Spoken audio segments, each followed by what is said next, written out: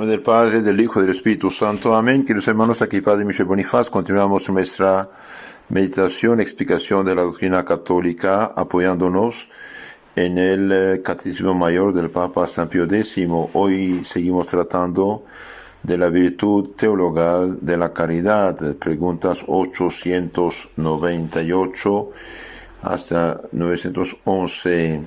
Vamos a profundizar este tema, es muy importante.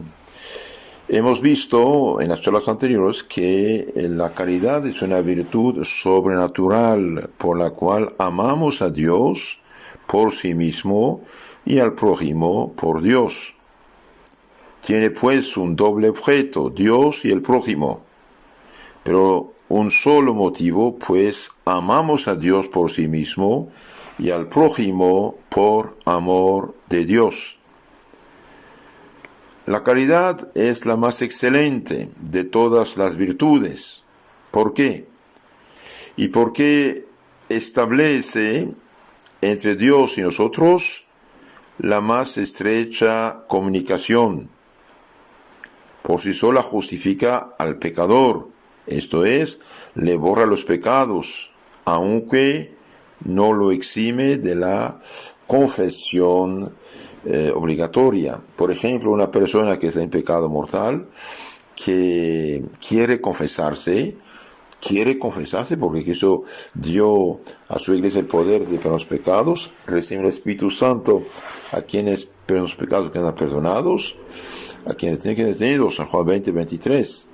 Ahora esta persona que pecó, que se arrepiente de todo corazón por amor a Dios de sus pecados, y bien hace un acto de contrición perfecta, y bien recibe el perdón de los pecados antes de confesarse, aunque tiene la obligación de todo modo de confesarse. Pero si muere sin confesión, con este acto de caridad perfecta, de acto de contrición perfecta, de amor a Dios grandísimo, total, y bien se borra el pecado, recibe la caridad, recibe la gracia.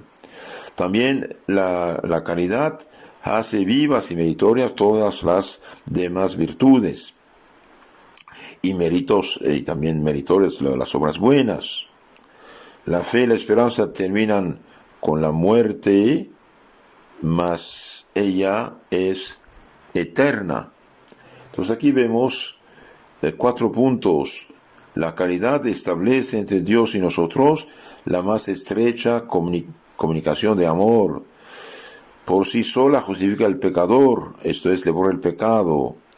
Cuando uno hace acto de confesión perfecta con el deseo de confesarse, y cuando después con sacerdote se confiesa. Hace vivas y meritorias todas las demás virtudes. Hace vivas y meritorias todas las demás virtudes. Si yo diera todos mis bienes a los pobres, por ejemplo, dice San Pablo, si hablara lenguas de hombres y ángeles, si hiciera milagros al punto de transformar montes, no tengo caridad, no soy nada. Nada. Hoy hay lo que se llaman filántropos, ¿no? Pero sin la caridad, sin amor de Dios, sin la fe, y bien hacen cosas humanas, pero no sirven para la eternidad. Cuidado. Hace meritorias las demás virtudes. Y cuando una persona muere, y bien ya no tiene fe y esperanza, pero sí tiene caridad, y la caridad es eterna, dice San Pablo.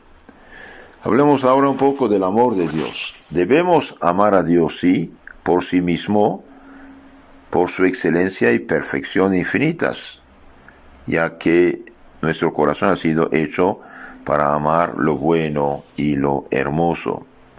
Debemos amar a Dios por los innumerables beneficios que nos ha dispensado. Todo lo que tenemos y somos, lo recibimos de Dios. Todo. Tengo la boca para hablar, don de Dios. Tengo la mano para comer, don de Dios. Tengo los pies para caminar, don de Dios. Tengo el estómago que funciona, que me hace ayudar a vivir, digiriendo los alimentos, don de Dios. Tengo los ojos a ver, don de Dios. Entonces debemos amar a Dios por los innumerables beneficios que nos ha dispensado. También debemos amar a Dios porque Él nos lo manda y nos recompensa este amor con galardón eterno e infinito. Y aquí el divino precepto: amarás al Señor tu Dios con todo tu corazón, con toda tu alma, con toda tu mente. Este es el primero de los mandamientos. Y amarás al prójimo como a ti mismo, por amor de Dios. Deuteronomio 6:5 y San Mateo 22:37. Cuando el Señor nos manda amarle con todo el corazón, con toda el alma y con toda la mente, quiere decir que le consagremos nuestros pensamientos, deseos y acciones, y que en todo procuremos agradarlo. De hecho, dijo también: el que me ama guarda mis mandamientos. Y yo, el Padre, dice Cristo, vendremos en él y haremos morada en él. Entonces, queridos hermanos, mientras más la gente es ignorante de la teología, de las cosas de Dios, y bien más se olvida de Dios. Por lo tanto, no le consagra sus pensamientos, deseos y acciones, y hace lo que está mal. Debemos amar a Dios porque es sumo amor el mismo. Nuestro amor a Dios puede ser sumo de tres maneras: apreciativo, sensible y realmente, fielmente sumo. Apreciativamente sumo cuando nuestro entendimiento comprende que Dios es el mayor bien y la voluntad lo acepta como tal. Dios es el mayor bien. Todo lo que existe viene de Dios. Por lo tanto, Dios es más grande que todo esto.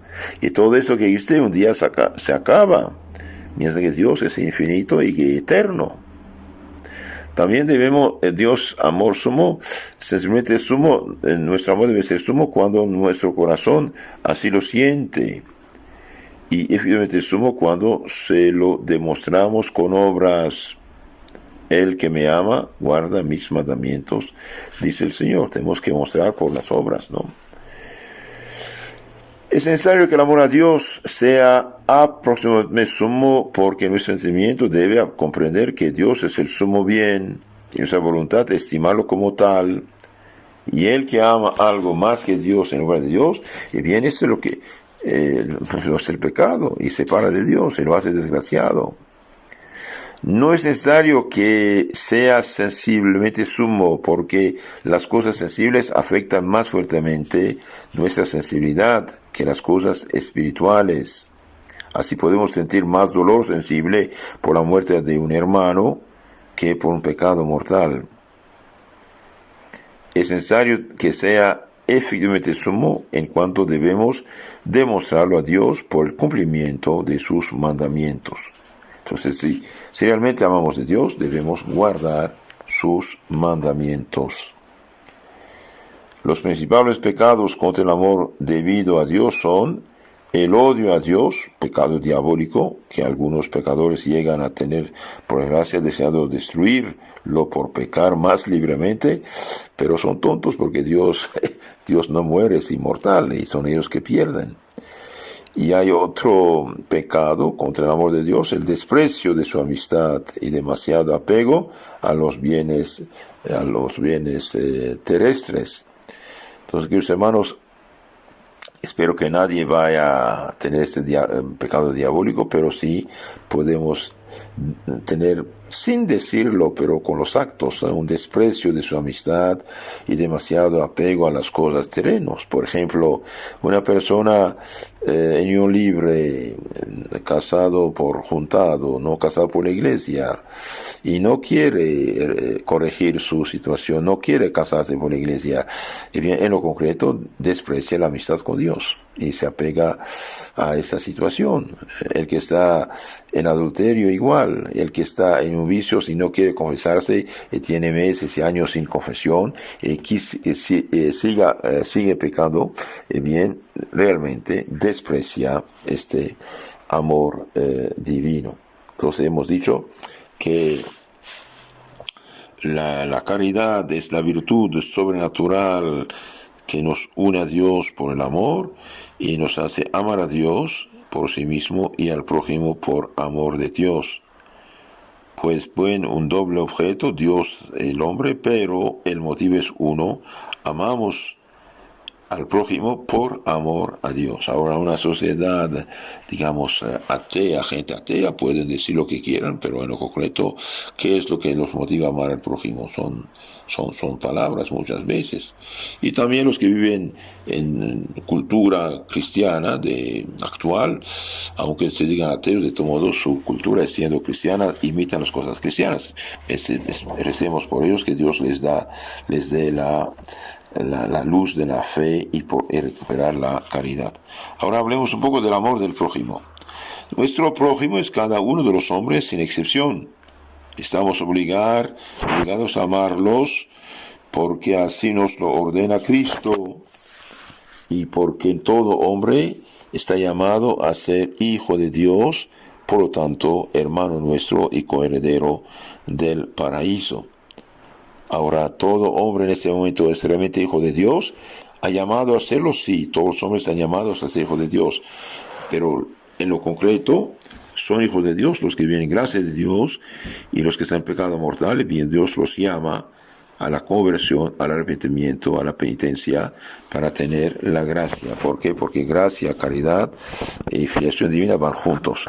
Nadie realmente es hijo de Dios, aunque sea adoptivo, viviendo en pecado mortal.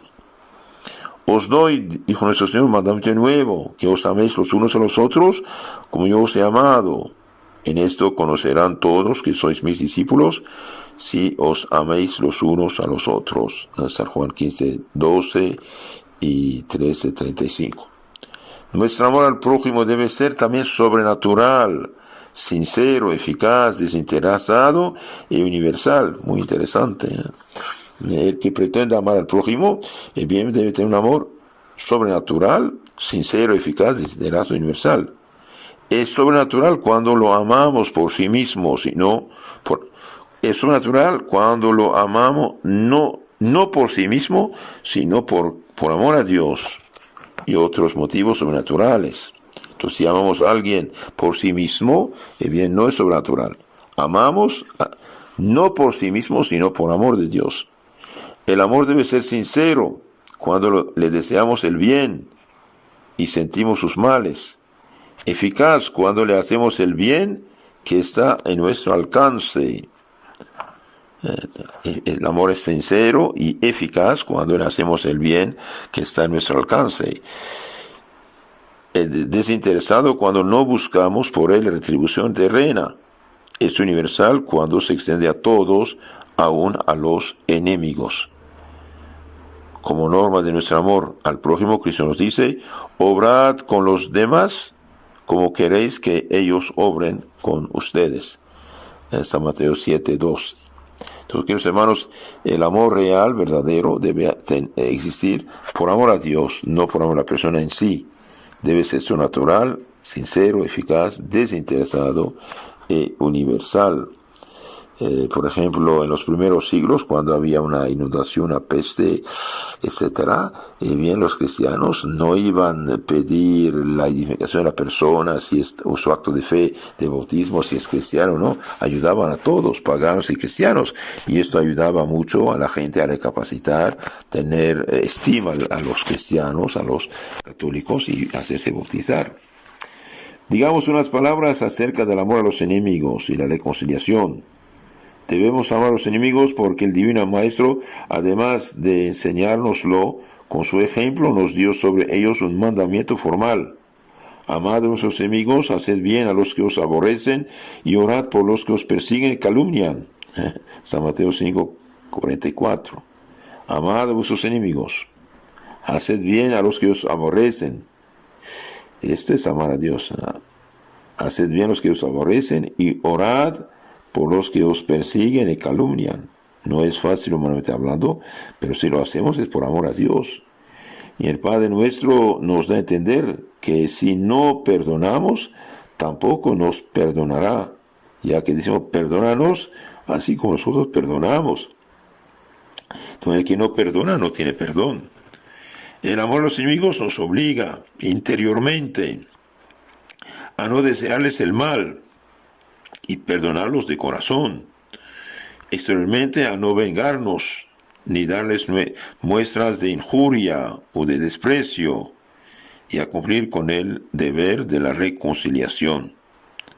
La reconciliación debe cumplirse lo antes posible, pero algunas veces la sensibilidad demasiado ofendida no permite que sea inmediata.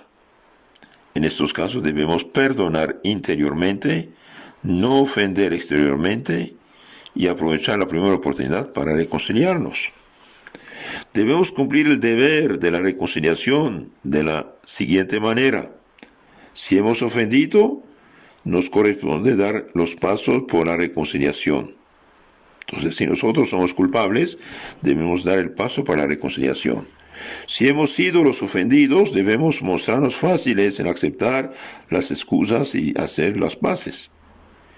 Si la ofensa es mutua, corresponde la conciliación a quien ofendió primero, o más gravemente, y en igualdad de circunstancias, los dos ofensores deben tratar de reconciliarse. Es medio de reconciliación muy recomendable el valerse de una persona prudente, amiga de ambos contrincantes, que sirva de mediador. Por otra parte, el que ha recibido una ofensa, y sobre todo el que ha recibido un grave perjuicio por parte del prójimo, no comete pecado ni exige la conveniente reparación. Entonces hemos dicho, el que ha recibido una ofensa, y sobre todo el que ha recibido un grave perjuicio por parte del prójimo, no comete pecado si exige la conveniente reparación, pedir reparación. Pero es preciso que no lo haga por odio y que reclame con moderación sus derechos. La caridad es amistad con Dios, amor de Dios. Entonces, veamos ahora los señales de amistad. Estamos obligados a dar a los enemigos los señales comunes de amistad que damos a todo mundo, como devolverle saludo, contestar las preguntas, vender un negocio público, no excluir a nadie de nuestras oraciones. Cuidado, cuando uno está en problemas con enemigos, entre comillas, y bien de todo modo, estamos obligados a dar a los enemigos los señales comunes de amistad que damos a todo el mundo, como devolver el saludo, contestar las preguntas, etc. No estamos obligados a darles señales especiales de amistad, por ejemplo, visitarlos, hablarles familiarmente, enviarles pésame, aunque si lo hacemos es mayor caridad. De por sí no estamos obligados a saludar al enemigo o hablarle, pero sí a devolverle saludo y a contestar cuando nos habla. Y el no hacerlo es señal de odio, llega fácilmente a pecado mortal. Entonces, si un enemigo nos saluda, no lo saludamos, no queremos ni verlo ni saludarlo, bien, es señal de odio. Y esto puede fácilmente llevarnos al pecado mortal. Por eso, perdónanos nuestras deudas, así como nosotros perdonamos a nuestros deudores. Por excepción, estamos obligados a darle señales especiales de amistad cuando lo exige una grave necesidad del prójimo, por ejemplo, una grave enfermedad. Cuando de otra manera, el odio se hace inevitable si se niega largo tiempo el saludo a los de la casa. Quienes dicen que no pueden olvidar una ofensa, pecan si se trata de un rencor voluntario y fomentado. No pecan si se trata de un sentimiento involuntario que se procura no fomentar. Entonces, los que fomentan el rencor voluntario, lo fomentan, es pecado mortal. Los que fueron ofendidos